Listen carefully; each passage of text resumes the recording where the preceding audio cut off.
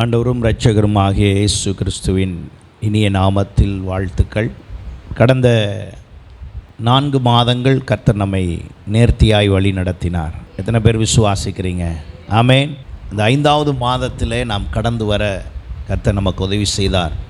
இந்த 5வது மாதத்திலேயும் கர்த்தர் நம்மை உற்சாகப்படுத்தும்படி, தேற்றும்படி, கர்த்தர் நம்மோடு கூட வேத வாக்கியங்களை கொண்டு பேசும்படியாக ஏசாயா தீர்க்கதரிசன புஸ்தகம் 58வது அதிகாரம் 14 வசனங்களையும் நாம் வாசித்து பார்க்கும் பொழுது, கர்த்தர் அந்த பகுதியிலே அவர் எதிர்பார்க்கிறதையும் அவர் விரும்புகிறதையும் நாம் செய்ய வேண்டியதையும் அவர் நமக்கு செய்ய போகிறதையும் தெளிவாக அந்த அதிகாரத்தில் நமக்கு உணர்த்தி இருக்கிறார். இந்த அதிகாரம் முழுவதையும் நாம் தியானித்து பார்க்கும் பொழுது 8ஆம் வசனத்தில் சொல்லப்பட்டிருக்கிறது, அப்பொழுது நீ கூப்பிடுவாய், அப்பொழுது விடியற்கால வெளுப்பை போல. ஏசாயா 58ஆம் அதிகாரத்தின் 8ஆம் வசனம் இப்படி சொல்லுகிறது, அப்பொழுது விடியற்கால வெளுப்பை போல உன் வெளிச்சம் எழும்பி உன் சுக வாழ்வு சீக்கிரத்தில் துளிர்த்து உன் நீதி உனக்கு முன்னாலே செல்லும், கர்த்தருடைய மகிமை உன்னை பின்னாலே காக்கும். அல்லேலூயா. உன் சுக வாழ்வு துளிர்க்க பண்ணுவது கர்த்தர் விரும்புகிற ஒன்றாக இருக்கிறது. என்னுடைய சுக வாழ்வு என்று சொல்லும்போது என்னுடைய சரீர ரீதியான பலவீனங்களை அல்லது சரீர வியாதிகளிலிருந்து என்று மாத்திரம் அல்ல, என்னுடைய நிலைமையில் இருந்தே எனக்கு ஒரு மறு வாழ்வு அளிப்பது போல, ஒரு உயர்வை அளிப்பது போல, ஒரு மேன்மையை அளிப்பது போல கர்த்தர் சொல்லுகிறார். அவர் இந்த தீர்க்க தரிசன புஸ்தகமாகிய ஏசாயா 58ஆம் அதிகாரத்தின் இந்த 8வது வசனத்தின் முக்கியத்துவம் என்னவென்றால், அப்பொழுது விடியற்கால வெளுப்பை போல உன் வெளிச்சம் எழும்பி உன் சுக வாழ்வு சீக்கிரத்தில் துளிர்க்கும். அப்படி என்னால் அப்பொழுது என்ற அந்த வார்த்தை வரும் பொழுதெல்லாம் மேலே வேறு சில விஷயங்கள் என்ன செய்யுதுன்னு அர்த்தம் இருக்குன்னு அர்த்தம். அப்போ உன் வெளிச்சம் எழும்ப வேண்டும். உன் வெளிச்சம் எழும்பும்போது சுக வாழ்வு சீக்கிரத்தில் துளிர்க்கும். கடந்த வாரத்தில் நாம் தண்ணீரை குறித்து தியானித்தோம். தண்ணீரின் அனுபவத்திலிருந்து நம்முடைய அனுபவம் நீச்சல் ஆழம் சென்று நதியின் அனுபவமாய் மாறி கடலின் அனுபவம் போல வர வேண்டும் என்று தியானித்தது போல, நம்முடைய வெளிச்சம் எப்படி இருக்கிறது என்பதை கொஞ்சம் நாம் ஆராய்ந்து பார்த்து நம்முடைய வெளிச்சத்தை கொஞ்சம் சரிப்படுத்தினால் சுக வாழ்வு துளிர்க்கும். ஆமேன். அப்போ சுக வாழ்வை துளிர்க்க பண்ணுகிற கர்த்தர் ஒரு மனிதனை பார்த்து, ஒரு ஜனத்தை பார்த்து, ஒரு தேசத்தை பார்த்து ஆண்டவர் சொல்லுகிறார், உன் சுக வாழ்வு சீக்கிரத்தில் துளிர்க்கும். அப்போ இந்த சுக வாழ்வு என்று சொல்லும்போது கர்த்தருடைய மனதின் விருப்பம் என்னவென்றால், நாம் சுகமாய் இருக்க வேண்டும் என்பதே. 3 யோவான் 1ஆம் அதிகாரம் 3 யோவான் 2ஆம் வசனம் சொல்லுகிறது, பிரியமானவனே, உன் ஆத்துமா வாழுகிறது போல நீ எல்லாவற்றிலும் வாழ்ந்து சுகமாயிருக்கும்படி வேண்டுகிறேன். அப்போ நம் சுக வாழ்வை குறித்து ஆண்டவர் விரும்புகிறதை செய்ய நாம் இந்த நாளிலே ஆயத்தமாக வேண்டும். அப்போ ஆண்டவர் இந்த சுக வாழ்வை இந்த உலகத்தோடு உள்ள ஒரு சுக வாழ்வாக, இம்மைக்குரிய சுக வாழ்வு, ஆவிக்குரிய ஒரு சுக வாழ்வாக, ஆத்தும சுக வாழ்வை குறித்து சொல்லுகிறார். அப்புறம் சபையோடு உள்ள ஒரு சுக வாழ்வு. இந்த 3 விதமான ஒரு சுக வாழ்வுக்குள்ளே நம்மை நாம் அர்ப்பணித்து நாம் சரியாய் செய்யும்போது அங்கே சுக வாழ்வை கர்த்தர் உற்சாகமாய், அல்லது நம்முடைய சுக வாழ்வை ஆண்டவர் பிறர் காணும்படியாக செழிக்கச் செய்கிறவராய் இருக்கிறார். ஹல்லேலூயா. அப்போ சுக வாழ்வு, ஒரு காரியம் துளிர்க்க வேண்டும் என்றால் சாதாரணமாக முடியாது. நம்முடைய சபையினுடைய இந்த வளாகத்துக்குள்ளே சில மரங்கள் எல்லாம் வைத்திருக்கிறோம். இந்த மாமரம் வைப்பதற்காக தோண்டும் பொழுது அந்த இடத்துல ஏற்கனவே நிறைய கல்லெல்லாம் போட்டு நிறைய, அது பள்ளம் ஜாஸ்தி இருந்தனால அந்த இடத்தெல்லாம் சமப்படுத்தும் போது நிறையா கல் போட்டிருந்தோம். அப்போ நான் அதை அந்த இடத்துல தான் வைக்க வேண்டும் என்று தீர்மானித்து அதெல்லாம் அந்த இடத்தெல்லாம் ரெடி பண்ணும்போது தோன்றவர் சொன்னார், பாஸ்டர் இங்கே தான் வைக்கணுமா அப்படின்னு. இப்போ நான் கேட்டேன் என்னன்னு சொன்னேன். தோண்டவே முடியல, நம்மளால் தோண்டவே முடியாத ஒரு இடத்துல மரம் எப்படி வளர முடியும் அப்படின்னு அவர் சொன்னார். இப்போ நான் சொன்னேன், இல்லை இல்லை நீங்கள் தோண்டுங்க, மேலே தான் இந்த மண் இருக்குது, உள்ளே எப்படி இருக்குது? நல்ல மண் இருக்குது, உள்ளே நல்லா தான் இருக்குது. அப்போ அவர் கஷ்டப்பட்டு தோண்டி வைத்து விட்டார். நாங்களும் அந்த மரத்தை நட்டுட்டோம். 3 மாதங்கிட்ட தளிர்க்கவே இல்லை, துளிர்க்கவே இல்லை, எதுவுமே வரல. நான் வச்ச மாதிரி அப்படியே இருக்குது, புதுசாக எதுவுமே வரல. இப்போ எனக்கு ஒரு சந்தேகம் வர ஆரம்பிச்சிருச்சு. என்ன இது, அவர் சொன்ன மாதிரி ஒருவேளை இது இந்த இடத்துல வளராமல் போயிடுமோ, இந்த இடத்துல முடியாமல் போயிடுமோ, என்னன்னு தெரியலையே. அப்போ நான் ஒரு நாள் அந்த செடியை பிடிச்சி அதுக்கு பக்கத்தில் ஒரு இது ஊனிட்டு சொன்னேன், ஆண்டவரே இது துளிர்க்கணும், இதுக்கு ஏதாவது இடைஞ்சல் இருந்தால் அதெல்லாம் சரியாகி துளிர்க்கணும். கர்த்தர் நம்முடைய வாயின் வார்த்தைகளை கனம் பண்ணுகிறவர், அதை அப்படியே செய்கிறவர். அதனால தான் இன்றைக்கு ஆண்டவர் நம்மை பார்த்து சொல்லுகிறார், உன் சுக வாழ்வு துளிர்க்கும். சுக வாழ்வு என்று சொல்லுகிற இடத்துல சமாதான வாழ்வு, உன் சந்தோஷ வாழ்வு, உன் ஆரோக்கியமான வாழ்வு, உன் ஆறுதலான வாழ்வு துளிர்க்கும் என்று கர்த்தர் சொல்லுகிறார். நான் அப்படி ஜெபித்து அந்த இடத்துல பக்கத்தில் ஒரு நல்ல ஒரு இதை நட்டி விட்டு அதை ஆடாமல் வச்சு எல்லாம் செட் பண்ணி விட்டுட்டு ஒரு ஜெபம் பண்ணிவிட்டு போயிட்டேன். ஒரு வாரம் கழித்து பார்க்குறேன், ஒரு 3 விதமான கிளை அங்கேருந்து அப்படி வெளியே கிளம்பி அப்படி முளைச்சி நிற்கிது. ஆமென். அப்போ இப்போ பார்த்தாக்கா நல்லா வேகமாக வளருது. அப்போது சில நேரத்தில் இந்த துளிர்த்து வருகிற ஒரு அனுபவம் வருவதற்கு தடைகள் சில வேளையில் இருக்கிறது. அந்த தடைகளை நாம் என்ன செய்ய வேண்டுமா, அதை நீக்கி போடுவதற்கு, அந்த தடைகளை நீக்கி போடுவதற்கு சில வேளைகளிலே சில காரியங்களை நாம் சொல்ல வேண்டியது இருக்கிறது, செய்ய வேண்டியது இருக்கிறது. அந்த 1ஆம் வசனம் பாருங்கள், சத்தமிட்டு கூப்பிடு, அடக்கி கொள்ளாதே. என்ன சத்தமிட்டு? உன் சத்தத்தை உயர்த்தி என் ஜனத்துக்கு அவர்கள் மீறுதலையும் என் யாக்கோபின் வம்சத்துக்கு அவர் பாவங்களையும் என்ன செய். அதாவது அது சுகவாழ்வு அடையணும். சுகவாழ்வு அடையணும்னா நீ அதுக்கு என்ன செய்யணும்? சொல்லு, பேசு, அதை குறித்து சொல்லு. ஏனென்றால் அவர்கள் சுகவாழ்வு இல்லாத ஒரு நிலையில் சோர்ந்து போய் இருக்கிற அந்த நிலைமையை மாற்றுவதற்கு நீ அவர்கள்ட்ட போய் என்ன காரணத்தினால சுகவாழ்வு இல்லை அப்படிங்கிறத என்ன செய், சொல்லு, விளக்கம் கொடு, அவங்களுக்கு புரிய வை. நீ அவங்களுக்கு புரிய வைப்பாய் என்றால் அவர்கள் சுகவாழ்வு, நீ புரிய வைத்தால் அப்பொழுது அவர்களுடைய சுகவாழ்வு துளிர்க்கும். சில வேளையில் எப்படி துளிர்க்க பண்ணுவது என்று தெரியவில்லை. சில நேரத்தில் இந்த தோட்டங்களை உருவாக்கி ஏற்படுத்தும் பொழுது வைக்கப்பட்ட மரங்கள் செடிகள் எல்லாம் அப்படியே இருக்கும். அப்போ உடனே என்ன செய்வோன்னா, அந்த விவசாயம் பண்ணுகிற அந்த ஆஃபீஸில் அங்கே போய் உரம்லாம் என்ன உரம் போடுறது, என்ன விதமான காரியத்தை செய்வது அப்படின்னு போய் அங்கே போய் விசாரித்து பார்த்தால், எனக்கு ரொம்ப விவசாயமும் இந்த பிளான்டிங்லாம் ரொம்ப பிடிக்கும், செடி வைக்கிறதுலாம். ஸோ அதனால் நான் ரொம்ப ஆர்வமாக இருப்பேன் அதில். அப்போ அதை குறித்து போய் விசாரிக்கும் பொழுது அவர்கள் அதுக்கு உரிய என்ன கொடுப்பாங்கன்னா, மருந்தெல்லாம் என்ன மருந்து போடுறது, இதில் வேறு என்ன தாக்குதல் இருக்குது, இது எல்லாத்தையும் அவங்க என்ன செய்வாங்க, வண்டு தாக்குதல் இருக்குது, எறும்பு தாக்குதல் இருக்குது, இந்த இடத்துல வேரில் உள்ளுக்குள்ளே சரியில்லை, உள்ளுக்குள்ளே கரையானுடைய தாக்குதல் இருக்குது, இதெல்லாம் நீங்கள் என்ன செய்யணும், சரி பண்ணணும். அப்போ நீங்கள் உடனே என் நிலத்தில் இருக்கிற என் நிலத்தை பிரச்சனைன்னு எப்படி நீங்கள் சொல்வீங்க? என் நிலத்தில் கரையானே இல்லை, என் நிலத்தில் எறும்பே இல்லை, என் நிலத்தில் வண்டு பறக்கிறதே இல்லை, இப்படியெல்லாம் நம்ம அவங்கள்ட்ட போய் சொல்லிக்கிட்டு இருப்போமா? சொல்ல மாட்டோம், அதெல்லாம் சொல்ல மாட்டோம். ஆனால் இந்த விஷயத்துக்கு சொல்லுவோம். உடனே போய் கரெக்டாக மருந்தெல்லாம் வாங்கிட்டு கரெக்டாக தெளித்து எங்கே என்ன வைக்கணும் எல்லாம் சொல்லி வேறு பக்கத்தில் கொஞ்சம் தள்ளி வேப்பம் புண்ணாக்க வச்சு செட் பண்ணணும்னு சொல்லுவாங்க. எல்லாம் செட் பண்ண உடனே காத்தா நல்லா வளர ஆரம்பிக்கும், துளிர்க்க ஆரம்பிக்கும். அப்போ என்ன செய்யணுமா பாருங்கள், அடக்கி வைக்க முடியாது, சொல்லி தான் ஆகணும்.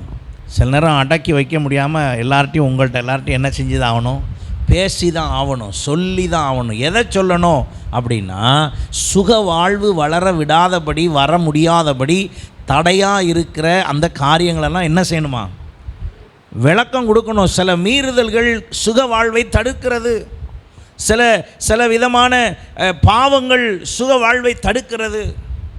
அப்போ நம்முடைய சுக வாழ்வு தடுக்கப்படும் போது அதை மலரச் செய்வேன் என்று கர்த்தர் சொல்லுகிறார். அங்கே தான் சொல்லப்பட்டிருக்கிறது, உன் சுக வாழ்வு துளிர்த்து. அப்போ நம்முடைய கர்த்தர் நம்முடைய சுக வாழ்வில் அவர் விரும்புகிறார், சுக வாழ்வை கொடுக்க விரும்புகிறார், சுக வாழ்வுக்குள் வைக்க விரும்புகிறார். அப்போ நம்முடைய எதிர்காலங்களை குறித்த நல்ல சுக வாழ்வு கர்த்தர் வைத்திருக்கிறார். அல்லேலூயா.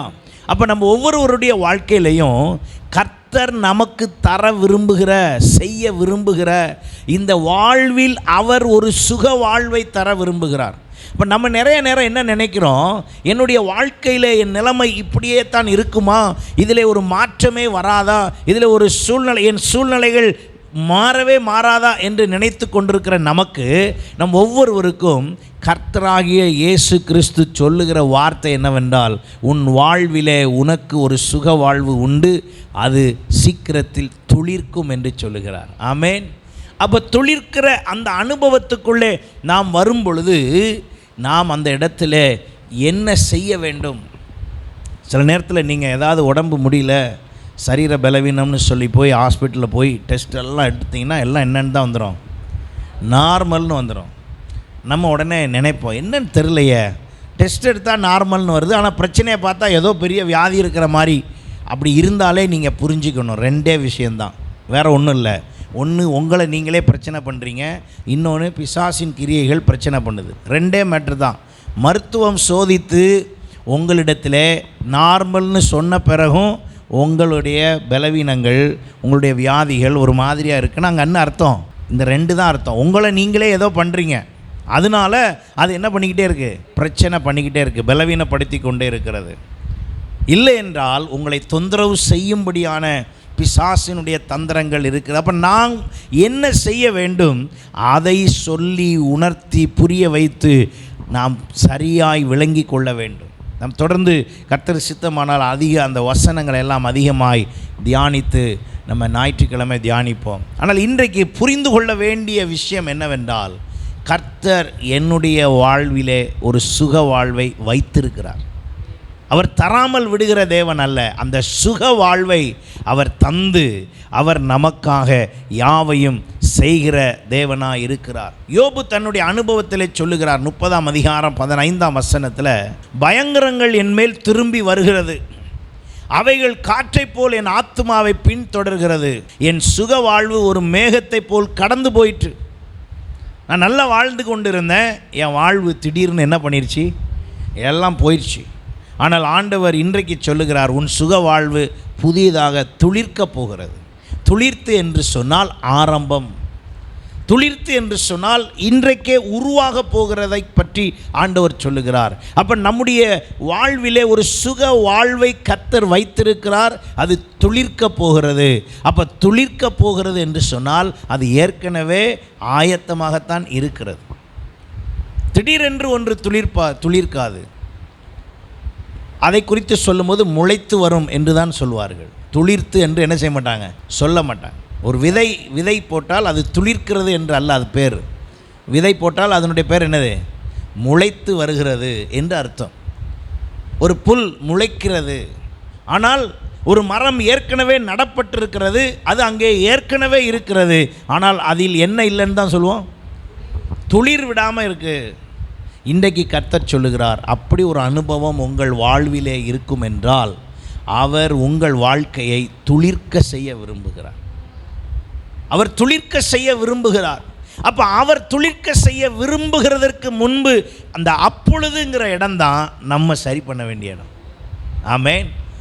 அப்பொழுது என்று சொன்னால் அதுக்கு முந்தி சில விஷயங்கள்லாம் சரி பண்ணி கொண்டு வந்துட்டோம்னா அப்பொழுது கர்த்தர் உன் சுக வாழ்வை துளிர்க்க பண்ணுவார். இன்றைக்கு நம்முடைய வாழ்க்கையில் அந்த சரி பண்ண வேண்டிய விஷயம் எப்படி அப்படின்னா, உதாரணத்துக்கு லூக்கா 19ஆம் அதிகாரம்,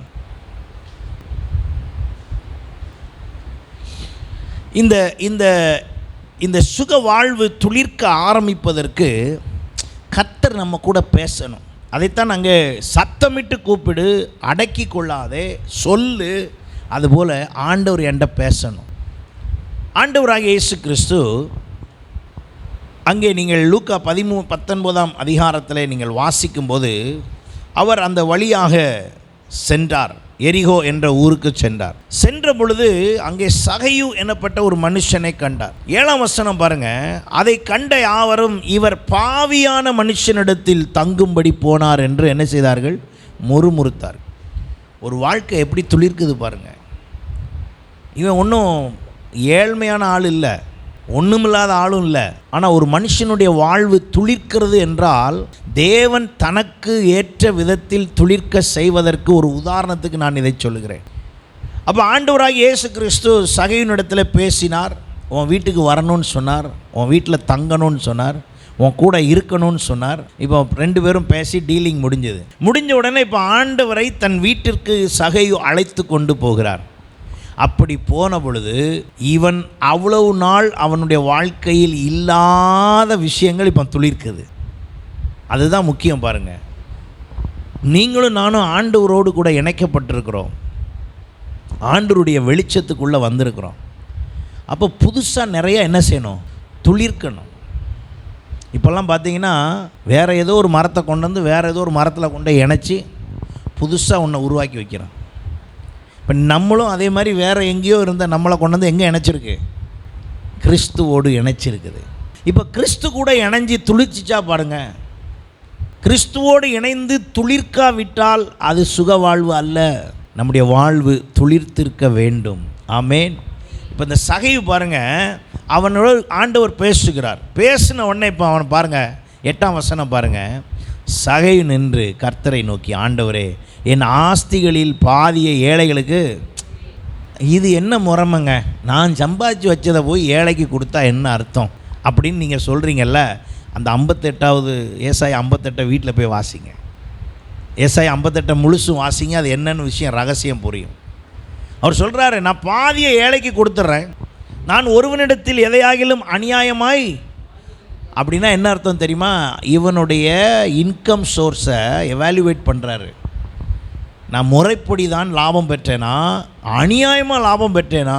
ஏன்னா அங்கே அதைத்தான் ஆண்டவர் 1ஆம் வசனத்தில் சொல்கிறார். அந்த 58ஆம் அதிகாரத்தினுடைய முழு அதிகாரமும் அதைத்தான் சொல்லுகிறது. ஏனென்றால் அந்த ஆசீர்வாதம் வரும் பொழுது உன் நீதி உனக்கு முன்னாலே செல்லும். எது முன்னால் செல்லும்?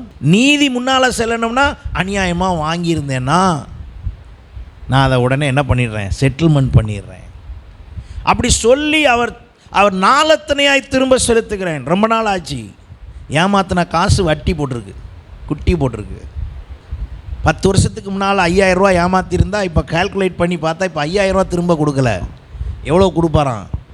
20,000 கொடுப்பாரான்.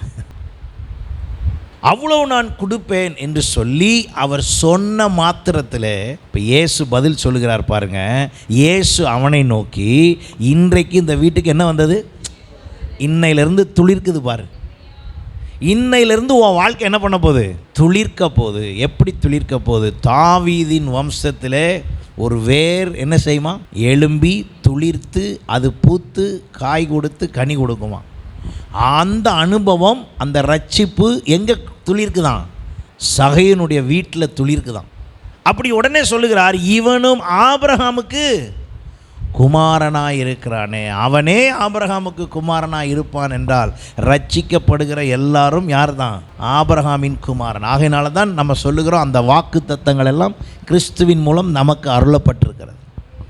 வாக்கு தத்தங்கள் எல்லாம் இயேசு கிறிஸ்துவின் மூலம் ஆம் என்றும் ஆமேன் என்றும் இருக்கிறது. ஹல்லேலூயா. அப்போ நம்முடைய சுக வாழ்வை கர்த்தர் துளிர்க்க பண்ண விரும்புகிறார். சகையு தானாகவே முன் வந்து தன்னை மாற்றினான். அதுதான் சுக வாழ்வின் துளிர்ச்சி. இப்போ நீங்களும் நானும் உலக ரீதியான சுக வாழ்வை எதிர்பார்த்து நிற்கிறோம். ஆனால் கர்த்தர் சொல்லுகிறார், அந்த அப்பொழுதுக்கு முன்னால் என்ன இருக்குது அப்படின்னா, உங்கள் ஆத்துமாவிலே துளிர்வு ஏற்பட்டால்தான், உங்கள் உள்ளான மனிதனிலே ஒரு சுக வாழ்வு துளிர்த்தால்தான் எது வேலை செய்யும்? சரீர பிரகாரமான சுக வாழ்வு, ஆசீர்வாதம் வேலை செய்யும். அப்போ இம்மைக்குரிய சுக வாழ்வை மாத்திரம் நாம் வைத்தல்ல, நம்முடைய ஆத்தும சுக வாழ்வை, ஆவிக்குரிய சுக வாழ்வை நாம் பெற்றுக்கொள்வதற்கு ஆயத்தமாவோம் என்று சொன்னால் கர்த்தர் அவருடைய வெளிச்சத்தை நம்மேல் பிரகாசிக்க பண்ணுவார். அவர் தன்னுடைய முகத்தின் வெளிச்சத்தை நம்மேல் பிரகாசிக்க பண்ணும்போது அந்த பிரகாசம் நம்ம என்ன செய்யும்? வழி நடத்தும். அவரே நமக்கு நித்திய வெளிச்சமாக இருப்பார். அங்கே சூரியன் தேவையில்லை என்றே வேதம் சொல்கிறது. சூரிய ஒளியின் பிரகாசத்தை விட என் கர்த்தருடைய பிரகாசம் வெளிச்சமாக இருக்கும். எப்படி முடியும்? நீங்கள் கவனித்து பார்ப்பீர்கள் என்றால், ஆண்டவர் வெளிச்சம் உண்டாக கடவுது என்று சிருஷ்டித்த பிறகு 4 நாட்கள் கழித்து தான் எது வந்துச்சு? சூரியன். 4வது நாள் தான் சூரியனே உண்டாச்சு. அப்போ அந்த 3 நாள் என்ன எப்படி வெளிச்சம் இருந்துச்சா? எந்த வெளிச்சம் இருந்துச்சு? பிரகாசிப்பிக்க சொன்ன அந்த தேவனுடைய வெளிச்சமே உலகம் முழுவதும் என்னவாக இருந்தது? வெளிச்சமாக இருந்தது. அப்படி இருந்திருக்கிறபடினால் திரும்பவும் கர்த்தர் சொல்லுகிறார், உன்னுடைய சமூகத்தில் நீ என்னிடத்தில் வரும்பொழுது அங்கே என்னுடைய வெளிச்சமே உனக்கு என்னவாக இருக்கும்? நித்திய வெளிச்சமாக இருக்கும் என்றால் அது உண்மை. அதை ஆண்டவர் அப்படியே செய்வாராக. அப்போ எனக்கு ஒரு சுக வாழ்வு துளிர்க்க பண்ணுவதற்கு எனக்கு ஒரு வெளிச்சம் அவசியமாக இருக்கிறது. அந்த வெளிச்சம் கிறிஸ்துவே. அல்லேலூயா. உலகத்திலே வந்து எந்த மனுஷனையும் பிரகாசிப்பிக்கிற ஒளியே அந்த மெய்யான ஒளி. அப்போ என்னிடத்தில் ஒளி வரும்போது 58ஆம் அதிகாரம் ஏசாயா 58:8 சொல்லுகிறது, அந்த ஒளி என்னிடத்தில் வரும்பொழுது உன் வெளிச்சம் எழும்பி உன் சுக வாழ்வு சீக்கிரத்தில் துளிர்த்து உன் நீதி உனக்கு முன்னாலே செல்லும், கர்த்தருடைய மகிமை உன்னை பின்னாலே காக்கும். அவ்விதமாய் கர்த்தர் இந்த மாதம் 31 நாட்கள் மாத்திரமல்ல, வாழ்நாள் முழுவதிலும் அதை செய்வாராக. ஹல்லேலூயா. நிச்சயமாகவே நம் ஒவ்வொருவருடைய வாழ்க்கையிலையும் ஒரு சுக வாழ்வு துளிர்க்க பண்ண கர்த்தர் விரும்புகிறார். அப்படி ஒரு சுக வாழ்வு உங்கள் வாழ்க்கையிலே துளிர்க்கும். துளிர்த்த அந்த சுக வாழ்விலே நீங்கள் ஆசீர்வாதம் பெறுவீர்கள். கர்த்தர் உங்கள் ஒவ்வொருவரையும் ஆசீர்வதிப்பாராக.